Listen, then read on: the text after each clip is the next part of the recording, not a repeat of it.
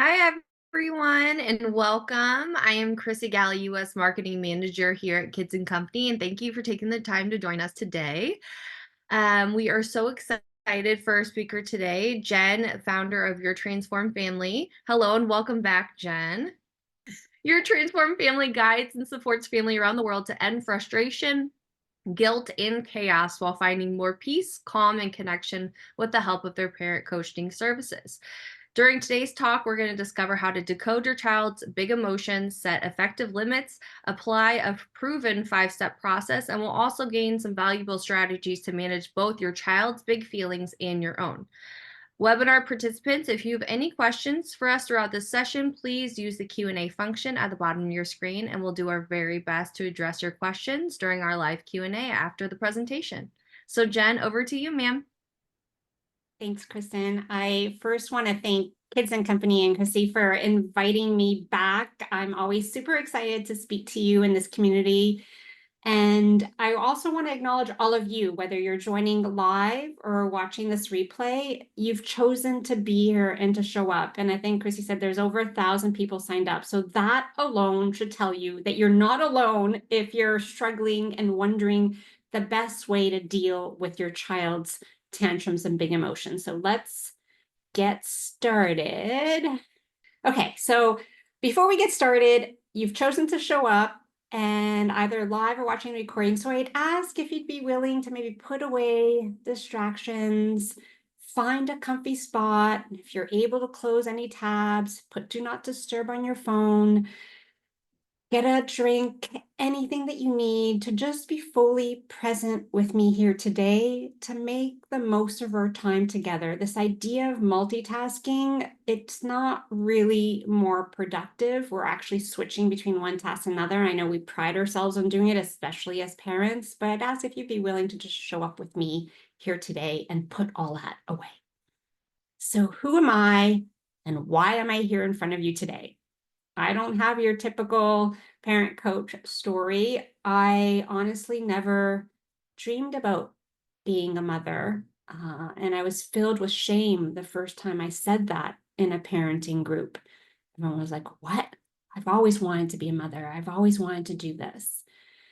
And for me, I didn't have the most idyllic childhood. And so I focused on what I perceived I can control. And that was my performance, if you will.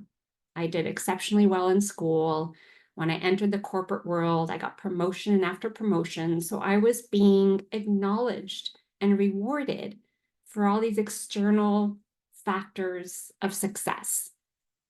It wasn't until I met my now husband that we thought we would try and have a family. It's not like I had never been in therapy before. I had when I was in my 20s and I had cancer. And so I felt like I dealt with some of my demons in my closet, if you will.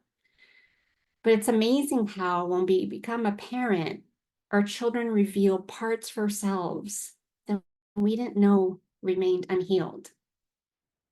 If you can relate to that, I see you. And it's an opportunity to learn and grow. We can either choose to continue to cope and beat ourselves up when we mess up and not learn more positive ways to parent, or we can choose to take it as an opportunity to make a change. And that's what I've done along my journey and why I'm now here in front of you. I've done a lot of training and certification as well and credentials, but what's been most impactful is I've been in your shoes. I struggled. I was a yeller. I was dependent on rewards and bribes and consequences and punishments, and none of it felt good. And ultimately, none of it actually works. And we'll talk about what we can do instead. But you're here today where I'm going to share lots of things that you could reflect on to be the person you want to be for yourself and for your family. And the journey we're going to embark on starts now. So what are we going to cover today? We're going to talk about those big emotions and how to decode them. I'm going to talk about 4 tips for success that I found along my journey and the parents that I've helped along the way. and a 5-step proven process for discipline that will serve you for the rest of your parenting journey. Yes, the rest of your parenting journey, even the teenage years, with some minor modifications. And so I said that, I struggle in my own parenting, and you might think, well, Jen's a unicorn. She changed. It's not possible for me. Change is possible for any of us when we choose to step into our knowing and growth. And there's many parents who have made these changes. One parent said she found the support more compassionate, and she was able to feel more calm and confident in her parenting. Maya has also shared the common threads, feeling more calm and confident, able to empathize with her children. Basil shared his stress levels reduced significantly and improved the relationship with his wife and his daughter, and they were thriving. So this change and these changes are not unicorns. Change is possible for everyone when we choose to commit to the process. By the end of the session, I hope you realize that our ability to deal with our stress levels impacts our relationship, not only with ourselves, but with our partner and our children, but all those around us. And we can take baby steps every single day to make a difference. So those big feelings that we struggle with, we all have them. And we've either learned healthy or non-healthy ways to deal with them.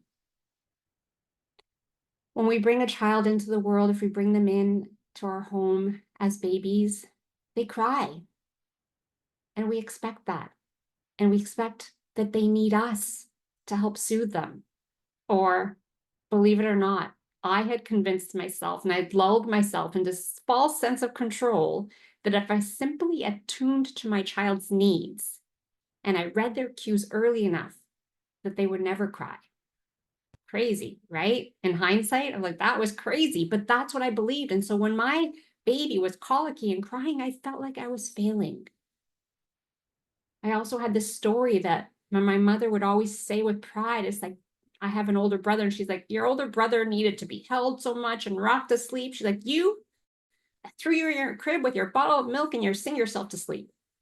And as a child, I believed that, and I held on to that subconsciously. That probably wasn't true. I probably cried myself to sleep. But again, most people expect babies to cry. It's their way of communicating. And then all of a sudden, these little babies start to grow and walk and talk.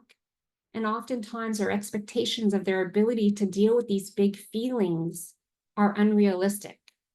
Our expectations of their ability exponentially higher than where they're at developmentally.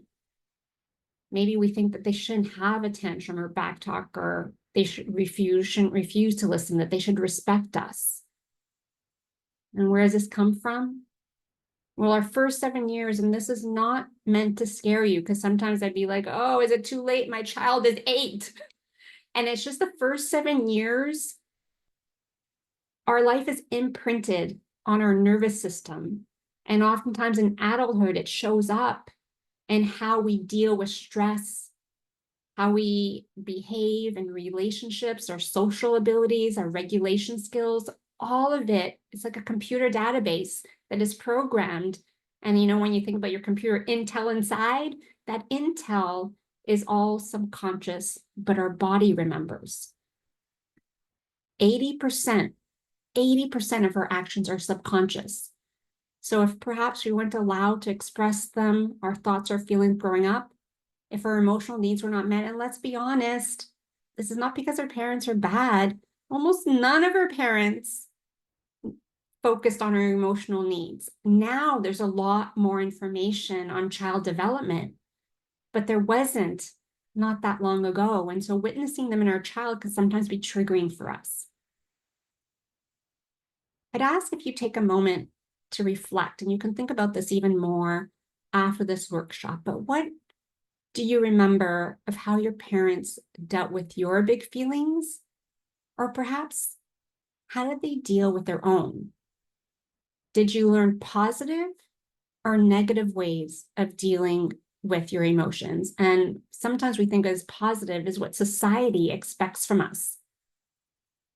For me, I was a runner. And so you think exercise, well, that's healthy. But the difference is I was avoiding and numbing. Other ways that we might avoid and numb is people who turn to alcohol or turn to food, or how many of us, and this is not like that it's bad, but we just need to be mindful and aware. Maybe you're scrolling social media or you're binge watching a show on Netflix. The problem is those are ways that we learn to cope, but not how we truly learn to understand what's going on for us and how to express it in healthy ways. So what beliefs do you maybe have about big emotions that you've learned, or how you deal with yours? What's your default when you deal with your child's uncomfortable feelings? Because often our default gives us some indication of those 7 years that many of us don't remember. I often used to say to my therapist, I'm like, I don't remember. Was one key moment that I remember, but a lot of it I didn't remember at all. But we remember by how things feel in our body, because those 7 years are in our body, and learning to attune to what we're feeling and what we're noticing. So we don't have to dig into this today. Maybe these are some things that you can spend some time reflecting on. A big part of parenting is spending time reflecting, because the definition of insanity is doing the same thing over and over again and expecting a different result. So start by reflecting, what are the situations that you find hardest and what's going on for you, and what might be some stories that you're holding on to. A little bit more about brain science. When we come into the world, the most developed part of our brain is our brain stem. That is the part where we house things for survival, like our breathing and our heartbeat. It's the most developed. And then we go into our limbic system, which is all about feelings and big emotions. And so when we think about the term that terrible twos or threes, they're terrible because they don't know how to deal with those feelings. And oftentimes us as adults don't know how to deal with either. So our experience of it is terrible.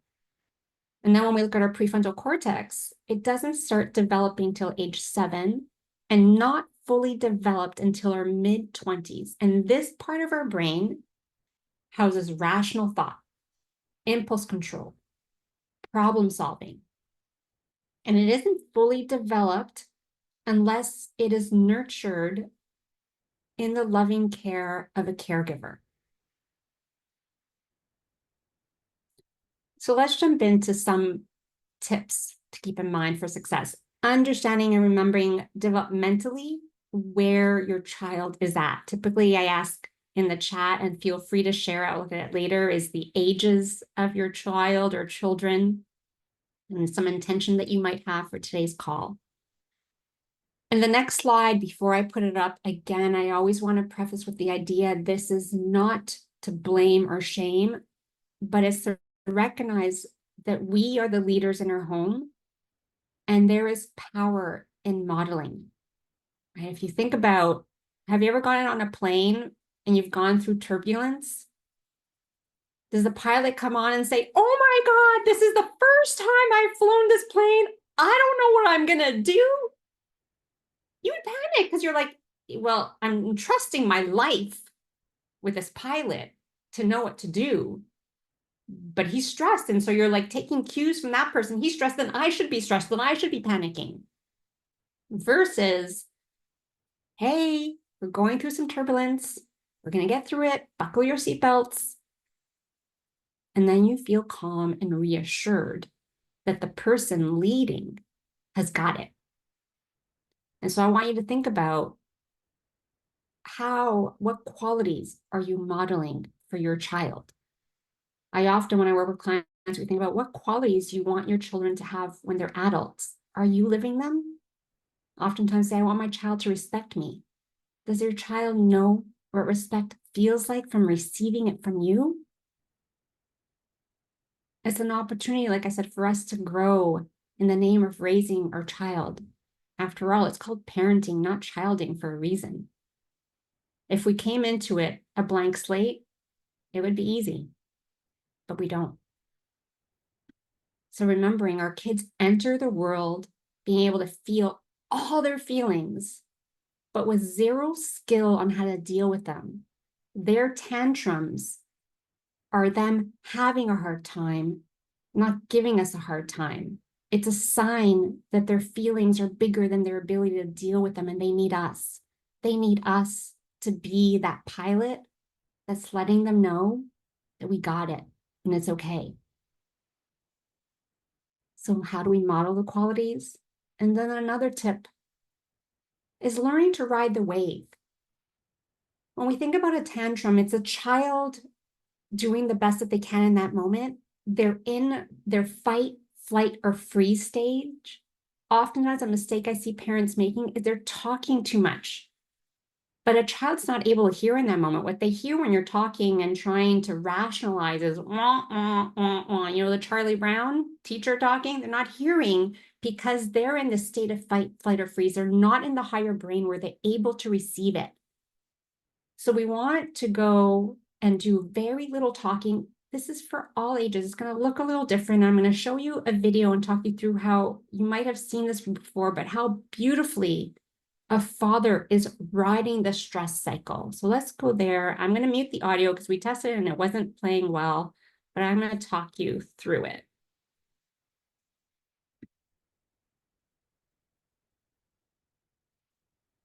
So this child, and again, you might have a child younger or older than this, or they might not display it in exactly this way. So think about a child having a hard time.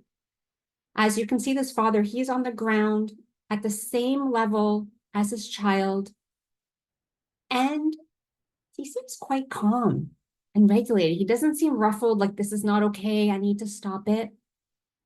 He's not really touching his child physically, because oftentimes some children don't like to be touched. You know, sometimes they're not ready for a hug. We're literally just holding this physical space, signaling in our non-verbal body language that I got you, this is okay. We might be focusing our own breathing at the time because this isn't easy for us.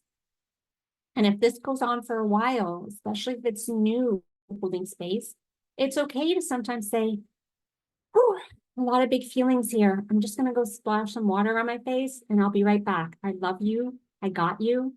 I'll be back. And you're going to see, and it's going to start to be clear when they're coming to the end of their stress cycle. See, right now, there's still this distance between them. The child's still having a hard time, but you see now how he's reaching. He's starting to reach for his father.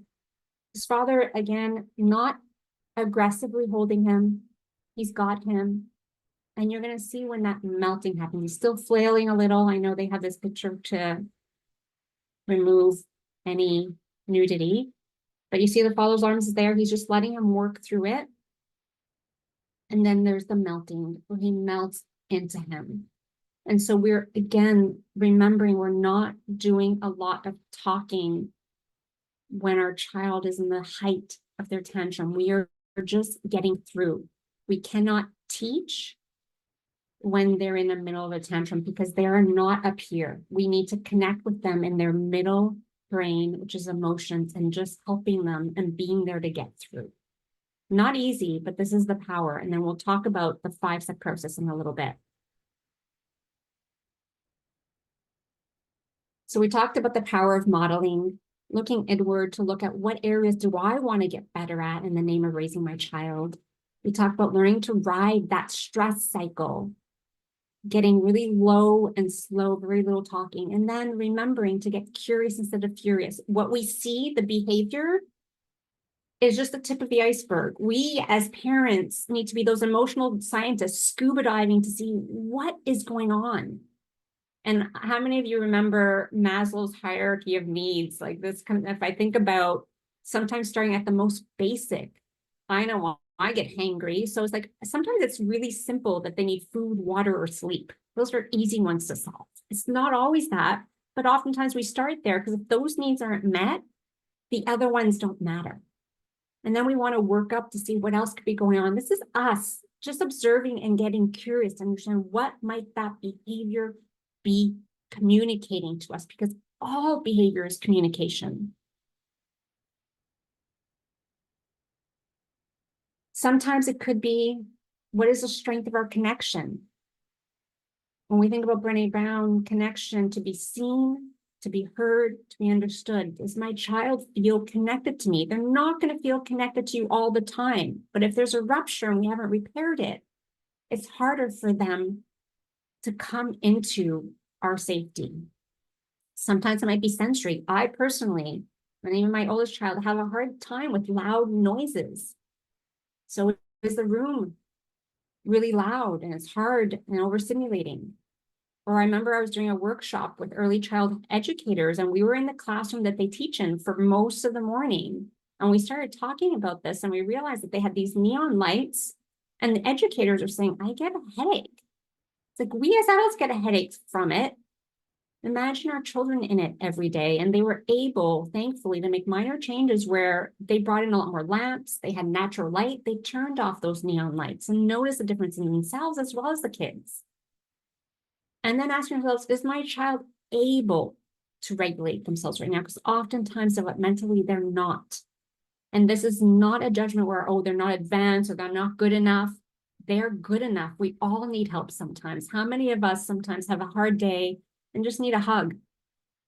Remembering that the best path to regulation is through co-regulation. And you are enough if you focus on regulating yourself so they can borrow that calm. So we talked one tip of modeling. We talked about riding that stress cycle, being really low and slow, less talking, getting curious to try to understand what my child be trying to communicate to me in the best way that they can. And fourth is remembering that we teach out of the moment. And I've used this analogy where I used to run marathons. Imagine I show up at the start line of a marathon. I've never run 10K. It's going to be hard. Even professional basketball players, they miss a lot of shots, but they take a lot of shots. They practice so much to get those 3-pointers. And the thing about practicing out of the moment, that's when our brain is primed to learn. And that's when we're wiring these things into our brain. That's how things become habits. We can't learn in moments of stress. And this is the process I take people through when they choose to get support. We start with understanding, what are your generational parenting patterns? Because we all have ones that we want to change or break. They could be small, they could be big, but these are the things that get in the way of us showing up as our best selves so we can show up for our child. And then we work through understanding what's going on for your child. We go deeper through that pyramid of their needs and how do we work through the funnel. We practice the repair. And then finally, we learn to set boundaries that stick based on your values and the peace process. So we're going to learn the peace process today, but the first two are really the foundation to unlock the peace process success. So we covered modeling, we covered ride the stress cycle, we covered getting curious at all behaviors communication, teaching out of the moment. I want to ask if this is all making sense right now before we jump into the 5-step process for challenging behaviors. We will have questions at the end as well, but if you have any questions now, like, do some of you just reflect? Do you maybe talk a lot at not the right time when they're not hearing? Then maybe you get frustrated because you're talking and not hearing, and then you start to rise. Do you think it would be helpful to talk less and focus on riding that wave? Would you be willing to focus on allowing your child to borrow your calm without it having to be perfect?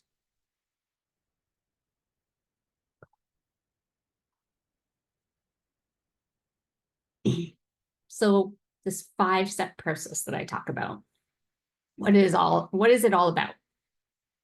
Ultimately, it's your framework to replace what Marshall Rosenberg calls tragic strategies, like timeouts, rewards, punishments, yelling, threatening. And Daniel Siegel always recommends that we focus on earning a secure attachment, making sense of our experience, giving us grace as we learn a new and different way. The peace process is a discipline response. You might be wondering, but how do they learn if there's no punishments or consequences? We do talk about natural and logical consequences, but remember, discipline is the power that you have when you're connected to your child to teach, working together with your child when the timing is appropriate. Remember, we don't teach at the peak of that stress cycle. When they are feeling safe and emotionally regulated, their prefrontal cortex is primed to learn.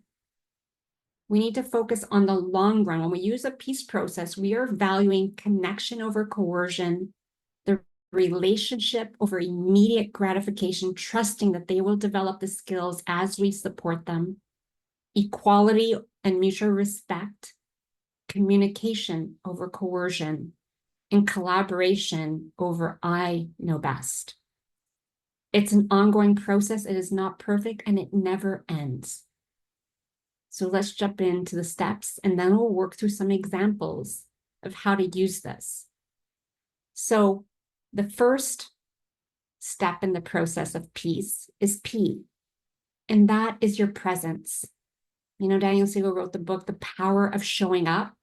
We just have to show up, being mindful of your state, and as best as possible, putting distractions away. Like I said at the start of this call, put your phone on do not disturb. If you're in the middle of cooking dinner and there's an issue, turn the stove off so no, we're safe.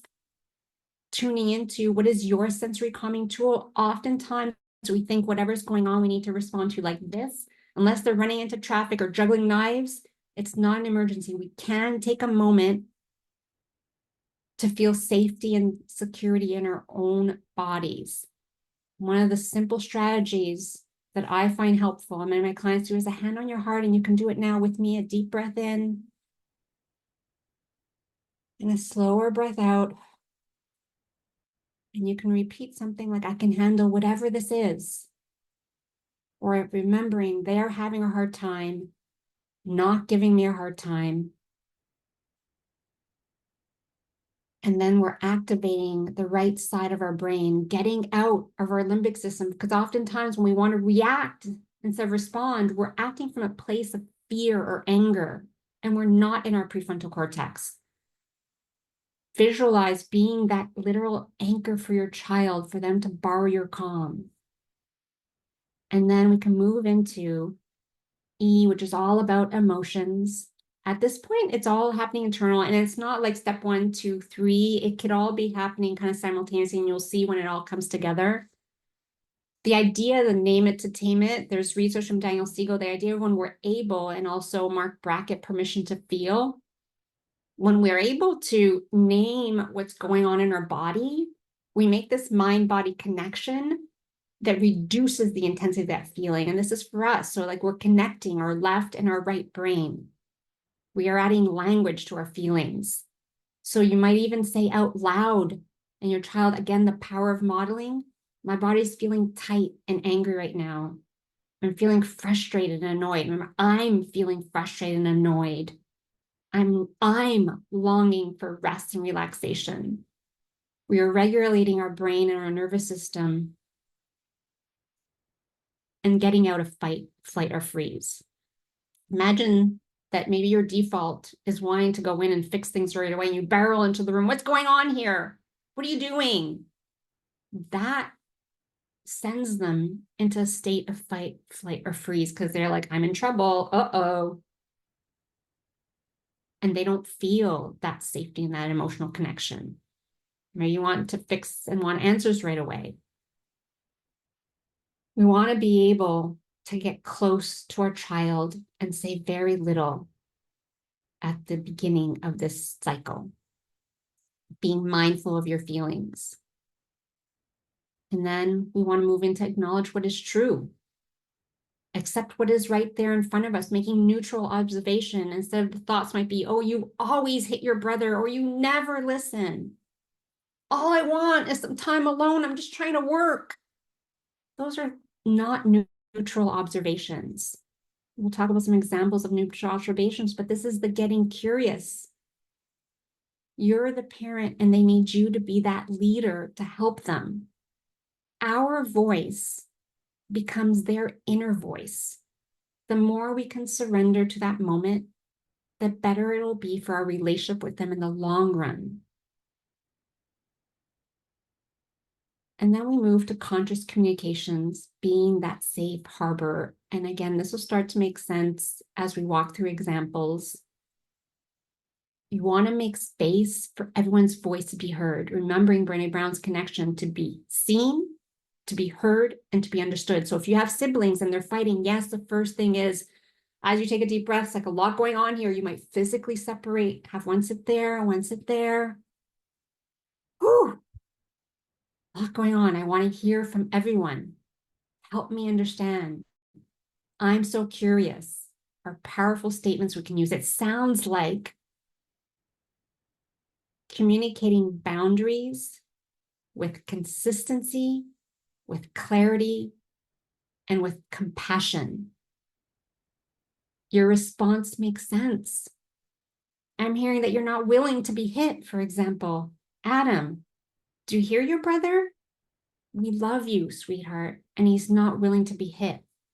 I'm going to help you solve it a different way. Letting that child who maybe did something that he knows is not good, like hitting, that he's still lovable.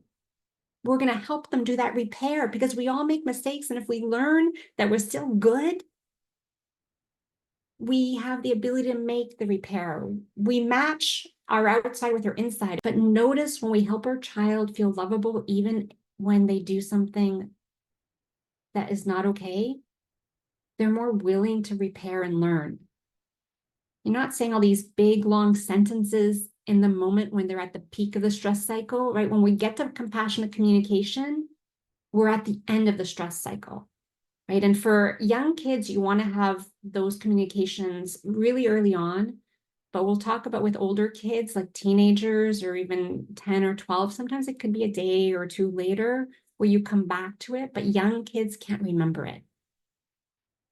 Again, thinking about statements like, help me understand. I'm struggling to understand what the conflict is about. Maybe you were in another room.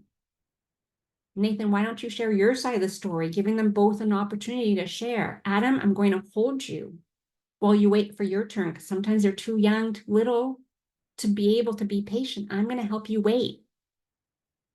Is everyone willing to make that agreement? One person speak at a time?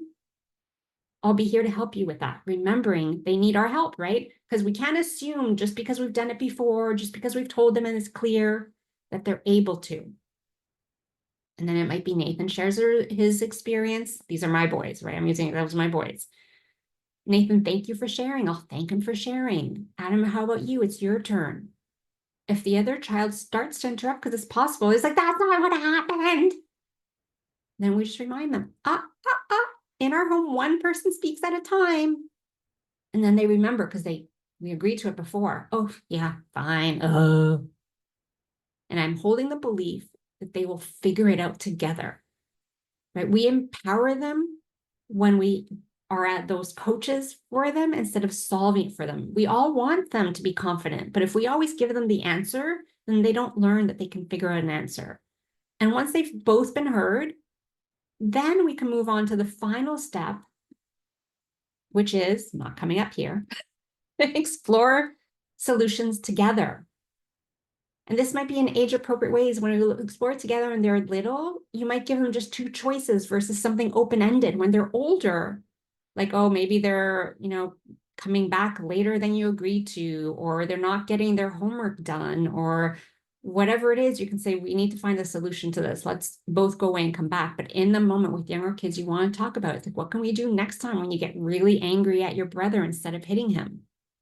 That's when, like I said, we practice out of the moment. And kids' world is play. So building the skills to play is such a beautiful way for them to start scaffolding regulation skills. And now I want to walk through a few common struggles using this peace process. So when we talk about boundaries, the peace process helps us hold boundaries. And boundaries are really the structure of our home, the family that we are creating in the system. It's the walls, it's the roof, it's the piping, it's everything that makes it all work. So we have a foundation of safety and security at the base. Then kids thrive on knowing what to expect. And so boundaries need to be rooted in what's important to us, our values. And that's going to be different for every family. What are your values? And having conversations about the values. And then when it comes to holding boundaries, we hold boundaries based on what's important to us. And we do so with clarity, consistency, and compassion, knowing that they sometimes need our help when they're struggling. Our boundaries, again, are fueled by our values. So if you were to imagine the trunk of a tree, we have a trunk of a tree, which is the value. And let's say in our family, one of our values is teamwork. Our family value is teamwork. And then there's the branches. So those branches are then the boundary. So for example, it might be, we share in the household responsibility. So one person's doing dishes, the other one is clearing the table. One boundary could be we share the responsibilities of taking out the garbage, whatever it is. When we think about teamwork, what does that then look like? And what are the boundaries to hold in place? If it's, persistence, then it's like, well, I'm going to help you. Let's keep trying to ride that bike. Let's take a break today and we'll try again tomorrow because we value persistence. When it's rooted in something that they understand why it's important to us, then we can decide what our boundaries are for our family. We, again, remembering that they need to be clear, consistent, compassionate, and they need to be reminded. A common struggle for parents is often bath time. So it can be triggering if all you want to do is get to bed and get the child asleep so you can have some rest and have some time alone or with your partner, whatever it might be. It can be triggering when they're dragging their heels or don't want to get in the bath or don't want to stay in bed. So if we follow this peace process, again, not step by step, but let's look at, first of all, you might be dreading even starting bath time because it's hard. It might be, oh, okay. Separation is hard, but I'm going to show up, put away my distractions. I'm going to put away my phone. I'm going to turn off my TV or whatever I'm doing. And I'm going to show up here with my child. I'm doing the best I can. And they're having a hard time when they struggle getting into the bath. Maybe if you think about your emotions, you're feeling tired and you're longing for some rest. And for them, it might be, oh, you're having so much fun playing. Remember, our kids' world's fun and play. So stopping the play or whatever it is they're doing to go do bath time, which is then signaling separation, could be hard to stop. It's like, oh, you're having fun playing or you're having fun drawing or whatever it is you're doing. It's so hard to stop and go in the bath. Your thought might be, if we acknowledge what is true, oh, it's the same bedtime routine every day. Why are they always having a hard time? Will they always struggle with transition? Sometimes we, make something bigger and project into the future. That is not true. They are having fun in their moment. Transitions are hard because it's separation. That makes sense for them developmentally. And so when we compassionately communicate and see them, I see, hear, understand. I see you're building with your blocks. Enter their world. Tell me more about what you're building. Enter their world. And then set a boundary. It's bath time. The bath time might not be negotiable. That depends on your family, right? Maybe bath time is negotiable. And we're like, we're not having a bath tonight. We had one last night. You're not really dirty. That's not what we're discussing here today. The boundary is, in this example, bath time. Do you want a piggyback ride or do you want to hop there? And you might be thinking, oh, they always say no. I give them choice. It doesn't work. Then when we work together, we have to kind of unpeel to see, is there a strong enough connection? Have we been consistent and clear with the boundaries? We have to kind of unpeel the onion. This works in, an ideal situation. And sometimes they don't want to have any choice. They're like, I don't want to piggyback ride or I don't want to hop there. And it might be, oh, I see you're having a hard time deciding. I'm going to help you. When they're little, they might need our help. Just like there was a video that went viral where I think a mother was football carry her child across the street, and no judgment, right? Because depending how that mother was feeling, you can carry that child across the street with anger and frustration. Oh my God, I can't believe you're not listening. I have to carry you. Or, oh, I can see you're having a hard time. I have to help you. If we're doing it lovingly, the way they receive it, remember that nonverbal is different. And then once you're regulated, we can problem solve. This is happening all the time. It's like, oh, I noticed we're struggling with bedtime.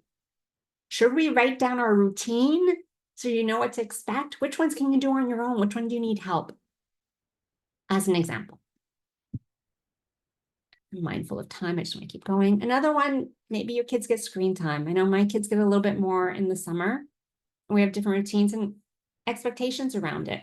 And so sometimes turning it off is hard. And remember, before we go into, even us as adults have a hard time turning on devices and screens. They are meant to be addictive. So to expect our child to be able to turn it off happily is really not realistic.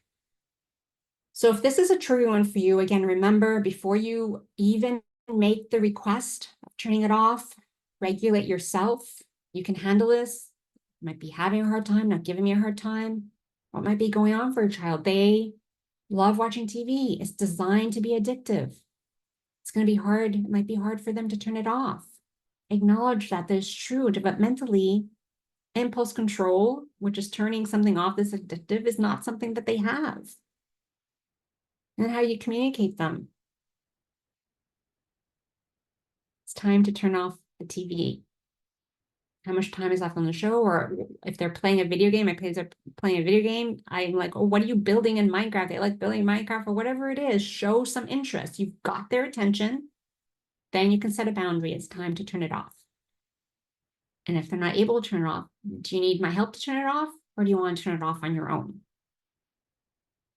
At the end of the day, when we show up with more peace and compassion, they're able to feel like they're good even when they have a hard time. And I want to allow for space for questions for this. But remember, we all mess up. I often remind parents that you only need to get this right 70% of the time. And I've even heard as low as 50%. So for a high achiever, that might sound like that's a terrible grade. But you really want to focus on the repair once you mess up. Repair with yourself and having compassion with yourself. And then reconnecting with your child so that they learn how to overcome when things don't go so smooth. Changing our default of pattern requires coaching. Why? Because 80% of our actions are subconscious. So you can't see them yourself without someone else bringing a different perspective to really remove those blinders. As a reminder, if there's anyone that wants extra support, the process we go through is uncovering your blind spots so that you can learn how to regulate yourself, understanding what's going on with your child. There's brain science, there's emotional regulation and nervous system science. And then we really dig into the tools and strategies, set boundaries that stick, that are rooted in your family values. You leave feeling calm and confident and capable for the rest of your parenting journey. And there's different levels of support depending on your needs and your financial needs. So I encourage you, if you're longing for more customized advice, if you're tired of vowing that you're going to do things differently and struggling to, book a call with me at speaktojen.com and 20 minutes absolutely free, where we talk about what's going on in your family and different ways to get support. You can also follow me on Instagram at Your Transformed Family. I am not an influencer. I spend very little time creating content there because I do a lot outside of social, but you'll find me there if you want to connect. And if you send me a DM there, I always respond as well. I also want to jump to the future. What does it feel like at the exact point where you feel like you are the confident, calm, and ease, the leader of your home, and you're changing the legacy of your family for generations? How does that feel? And I also want to offer you today some free support. So if you use this QR code, and I can send the link through the email afterwards, you'll get absolutely free 30 days of support on how to short circuit your child's challenging behavior. So within the email series, you'll get strategies on how to keep yourself calm when your child is not. You'll learn the key to unlock your child's success for the rest of their life, and you'll learn to set boundaries that stick. So 30 days of free email support, and I respond to emails that come directly to me. If you have questions on this, you can also send me an email at jen@yourtransformedfamily. But right now, I wanted to open up to any questions that have come up with anything that I've shared. Thank you so much. Sorry, I was took a minute because I was scanning and signing myself up. So thank you for that. Lots of questions. A lot of them are kind of based around the same thing. So let's go ahead and jump in and get started. Um, we had a person that asked, it says, my kiddo is 20 months old, and whenever they are angry, they hit themselves too. What can you do in that moment? Yeah, if we think about that priest process, the first thing is reminding ourselves that we are more than enough, that we're safe, that it's okay. 20 months, they are learning even how their body moves and their arms. That might be their best way to be reaching out. So we could give them a loving hug, right? And use few words, right? We want to keep ourselves safe. So if we're able at that age, they're young enough where we can simply, as you saw in that video with that dad, have an embrace to keep yourself safe. Or you can say, I love you and I can't let you hit me. I love you and I can't let you hit me. Because then that shows respect for your body and you're not willing to be hit. I can see you're having a hard time, low and slow, remembering that we're riding that stress cycle and they will melt if we are able to regulate and stay low and slow. Does that make sense? Oh, absolutely. Because Yes. a lot of people were referencing kind of like that video and saying that, like we had a question that was like, how do you navigate holding space if they're hitting their sibling? And how do you, keep removing or restraining them physically? If you have a kid that doesn't want to be touched during meltdown, that's exhibiting that violence. So in that aspect, would you say the same thing? Like just kind of giving that space? I can't have you hit me. Yeah, so I'll touch you when you're ready. Is it just more of those verbal cues? yeah, and so if they're hitting their sibling, you want to separate the siblings, right? Because you need to keep that other child safe. But if they're trying to hit you, you can even, if you're able to access play, it might be like, oh, I'm dodging your hit. Oh, oh, because then you're engaging a different part of their brain. It's like, oh, you're trying to hit me, dodge you there, dodge you there. Mhm. Get them online. So there's different things you can do, but always remembering that you want to send the signal that you love them, even though they're having a hard time, and then setting the boundary. Okay, great. This is one that I can completely relate to that just came in. It says, what do I do if I ask my 4-year-old to clean up and then offer to help them, but I end up cleaning them all on my own? First off, whoever put this question in, welcome to my life. You are not alone. So I'm interested in your advice as well on this one, Jen. Yeah, and so it doesn't start in that moment, right? When we talk about boundaries and they're aligned to family values, talking about family values, and that one it would be teamwork. Like we work together to clean up, we make a mess and we clean up together. Bringing in play, like a cleanup song, like kids that age love to sing and play, or it might be like who gets, if there's cars on the floor, who gets the cars and who gets the balls and making it into a game. Or if you notice that they're not engaging you, it might be, oh, looks like you're not ready to clean up right now. Yeah. Oh, you're tired. Sometimes, and then we wait a little. I help them feel seen, heard, understood versus pushing it. And sometimes when they feel seen, like sometimes, let's be honest, like I even use this analogy with my kids, like clean. It's like sometimes I don't want to clean. Yeah. Doesn't feel good. How can we make it more fun? Like we're folding laundry and it's because like, oh, we fold laundry in. Okay, can we put music on that might be fun as we clean? Can we put up a cleanup song? Like what's holding you back, getting curious, when you see that behavior that he doesn't want to clean, what's going on underneath that's stopping them from wanting to clean? Yeah, it's not fun, but how can we maybe make it more fun? Okay, great. This one I feel like I'm relating with all these questions, guys. So thanks for reading my mind as well. It says, how do I keep repeating the same message without antagonizing? Why are my children so frustrated when we try to teach them, but they don't always get what they want? So really, I think it kind of goes back to clean up. Like, well, how can you get the message across without constantly repeating and antagonizing in a way? So is it possible that you've trained them that you will keep repeating? Yes, Because I have, Jen. Yes. yeah, and so we then have to make a conscious choice that I'm not going to keep Mhm. repeating, right? How did I make the first request? Because oftentimes we haven't even gotten their attention before we've made the first request. So were they in the middle of playing and all of a sudden you said it's time to clean up? Well, legitimately they may not have heard you because they're deep in play and we think, Yeah. intentionally, but sometimes they literally, we've made a first request and they didn't hear us. And then we start asking and they might not have heard us. And so we've trained them to like wait until maybe we yell, because then they're like, oh yeah, oh mom means it now. So if we think about out of the moment, we want to talk about, as I said, the values, but then in the moment, it's like enter their world, get their attention before we make the request and get their buy-in. Like, how are we going to solve this so that they're bought in, right? You see that they're playing, they're your child, and the most precious thing that they have to you, play with them for a moment. And the power of one-on-one time or special time, whatever you want to call it, if you do that even just once a day, and it doesn't have to be long, it's basically you entering their world and they feel so excited that you're excited about them. It's like these sparkly eyes. I love you. I'm excited about you. If you do that even before you make a request, not in a manipulative way that I'm doing this so that I can ask them to clean up, but genuinely, I'm interested in you because you're my child and your most precious thing. I want to know what you're doing. I want to know what you love. And now it's time to shift gears. But maybe think about, have you trained yourself in them where you're asking before you even have their attention? Great. Awesome. Going back kind of to like when they're in tantrum, is it, that tactic of walking away and saying like, I can't talk to you right now.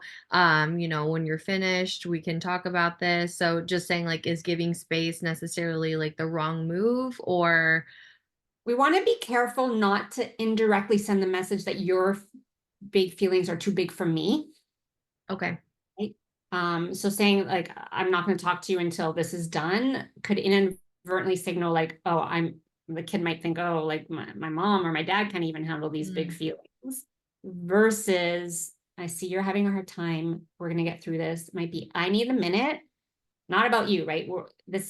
I need a minute, and we'll splash water on my face when I come back, to give yourself that capacity to handle their big feelings. But we want to really be mindful that we're not sending them the signal that we can't handle their big feelings. Because think about the pilot. If they came on the plane and made you feel like they didn't know what they're doing, it's scary. yeah, absolutely. Thanks for that. This one that says my daughter's 4, she seems really in a my way or the highway mode. For example, turn off the TV. It's always, I need 5 more minutes. Can I have 5 more minutes? It says I'm okay with it, but my partner thinks we're spoiling her. Is that an okay boundary by listening to her most of the time and giving her that option? Okay, so first and foremost, being bossy at 4-year-olds is really developmentally appropriate, because they're starting to learn their sense of self, right? They want, one of their core needs is for autonomy and control. And so if they're not getting that need met, they're going to look for it in other ways. Is it okay to keep saying 4 minutes, 4 minutes? No, because that's going to get frustrating for everyone involved, right? So we do want to be clear and consistent with when do we turn the TV show off versus always allowing this 4 minutes, 4 minutes, because then that adds up and then there's no clear and consistent boundary. So we want to understand the behavior might be showing up. And again, I don't know enough details about it, but understanding why is the behavior showing up? Is it because developmentally they're at an age where they want autonomy and control? Are we giving them enough ways to fill that? And then are we being clear and consistent? Because if we're always saying yes sometimes and no sometimes, they don't know that their job is to push boundaries. And so if they keep pushing and they're getting different answers, they're going to keep pushing because we haven't been clear or consistent. Correct. I mean, honestly, yeah, I think it's that consistency, which, sometimes in the moment we're busy and we're doing stuff too. So we're just reminding ourselves as parents to be consistent can help also in that way. We have a lot about just like being handsy, kicking, screaming. It says, what's an appropriate alternative that you can share with them to get their emotions out that isn't physical? Yeah. And well, here's the thing. If their default is physical, we want to lean into that default and that impulse, but give them a positive way to do it. For example, kids that age might be really physical. So it might be, and my 10-year-old was a hitter. It might be, if they hit, it might be, let's press our hands together really hard or against the wall or wrap yourself. So we want to not give them a calming tool that doesn't honor what their body is telling them they need to do. We just want to give one that keeps everybody safe. Mm, And so if they're hitters, pressing the hands together, it might be squeezing like this, it might be pressing on a wall, it might be physically hugging them. If you have a trampoline inside, those are really great sensory ones where they can jump on the trampoline. They might be running on the spot or doing jumping jacks. So notice what your child's default is that might be a negative behavior, and how can we swap it in a moment of calm and get them to practice something that is okay. Okay, great. I love that. This is another one. Any ideas for a child that shuts down when you're trying to recap what has happened? So I'm assuming that like we had a big emotion, we've calmed down, and now we're gonna have like that after talk. And it says even after a fact, they shut down, turn silent. Um, I can identify with this one. My son, who is 4, most of the time, like if he gets mad or upset, he won't want to go to my partner. He'll run to me. Um, yeah, so it's like, what can you do in that moment? Do you make them talk to that parent? Do you make them have the conversation? Well, we never make them do anything, right? This is the idea. We think we have control and we can force and manipulate, but it won't result in a strong, healthy relationship. If they're not willing to talk, it sounds like you probably haven't gone through the peace process and helped them feel seen, heard, and understood. And it might be, are you doing too much talking, providing the answers without giving them enough space to feel seen and heard? And again, doesn't mean we're saying yes, right? This is the confusion I find that's happening today with things that are called peaceful parenting and gentle parenting. Gentle parenting doesn't mean there aren't boundaries, doesn't mean we don't say no. But the difference is we allow their voice to be heard, right? You're allowed to tell me how you're feeling, and all feelings are okay. So it could be that did they have that space to share how they were feeling? Because if we're moving into I'm just recapping for you, you want them to recap. And if they're not Yeah, ready, maybe they're still not regulated. yeah, absolutely. Um, Interesting question here. It says, how do you maintain energy to do all this? I try and man, I cannot do it all the time. And and let's be honest, you can't and you won't do it all the time Yeah. because it's a lot. But as we find moments, even if you say, hey, Jen, I'm going to commit to trying the peace process once a day. Great. Because as we start doing this slowly, we start to make a shift. You don't move a mountain or climb a mountain in a day. You cannot do this 100% all the time. And that's why I think I said we're only aiming to get it right 50 to 70% of the time. Yeah, exactly. And if you find you're over that, then there's time to reflect, what are some of your needs that are going unmet? And how do you find small, I like to always talk about with parents, especially with littles, of micro moments of self-care, right? Think about, are you staying up later than you should? If you have a child that's not sleeping through the night, I get it, it's hard. That might mean a few nights a week that you're going to go to bed earlier. Are you Mhm. getting enough water? What are you fueling your body with? Things that are within our control to help replenish us. But please know the expectation is you're not parenting this way 100% of the time. Great.